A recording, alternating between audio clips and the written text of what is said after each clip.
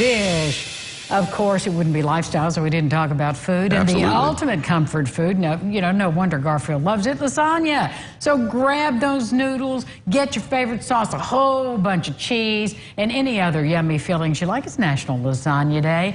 We're not really sure where the dish came from, but we do know the word lasagna initially referred to the pot it was baked in rather than the food itself.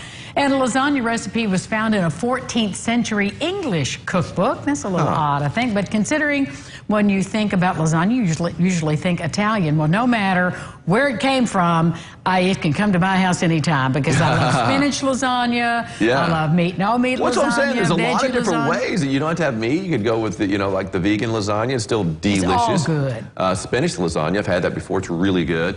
But any way you make it, I'm all for it. That's the way I see it. Me too. Love me some lasagna. I had a poll on Twitter, and I thought, what are the best? I figured lasagna is good enough that it could really, you could pair it up against like spaghetti. Sure. You could go up against, what's the other one we had? Mac and cheese. It was mac and cheese too. Is your favorite pasta dish, and fettuccine alfredo was the other one. So. And what one? Lasagna's winning quite a bit. I mean, you're doing it right now? Yeah, there it is. There right it is. There. Lasagna. Oh, there we go. It's 42.6%. Oh yeah, so lasagna's way out spaghetti. ahead. I thought spaghetti might win, but no, lasagna's going gangbusters right now. Well, it's good stuff. Yep. Well, this is really interesting because Budweiser's going to jump on the alcohol-free bandwagon. Really? They're rolling out a national ad campaign for its first non-alcoholic beer called Bud Zero. Really? Beer's supposed to taste similar to regular Budweiser, but will have only about 50 calories, which is a good thing. Former NBA player Dwayne Wade, who's now an entrepreneur, helped create the taste and the packaging. And he says his goal is to give people an option to socialize with drinkers at a party, but skip the buzz and hangover.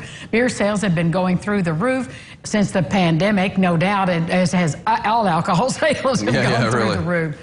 Well, that's interesting. Yeah, it's interesting, and I'm sitting there thinking, just drink some lemonade. I mean, I mean, there's so many other drinks, seriously, that taste better than beer. That don't have alcohol in them, and you get some flavored tea if you want something, or just anything like that. But if you want that flavor of beer, do you want the flavor of beer? I mean, I like beer. I don't get me drink wrong. beer, so I don't know. I don't drink it much, but it's like occasionally with a pizza or something like that, or with the burger, I kind of like maybe having a beer or two. But it's like, wow, no. I mean, as far as just like. Just on its own, I'm not just sitting there. But a lot of people like it, so I guess they'll go for it. Maybe this will be good for you. Well, Busch Gardens Tampa Bay is welcoming a very rare animal. Take a look at Sydney the puggle. She's a baby echidna, which is an Australian mammal that's a relative to the platypus and just as unusual looking. They're known as puggles when they're babies. Now, the picture shows Sydney when she was about as big as a jelly bean, then she hatched from her egg. And now she's 7 months old, hollow spike. She weighs about 2 pounds. Isn't she interesting looking?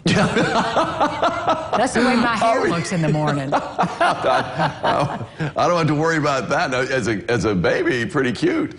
Looks a lot like the old porcupine. I mean, it looks like it'd be kind of a tough pet to pet. Yes, is what I would say. I noticed you didn't say cute, You don't want to though. cuddle with Sydney the puggle. No cuddling with the puggle. I mean, or you're going to pay for it. That's no doubt about that.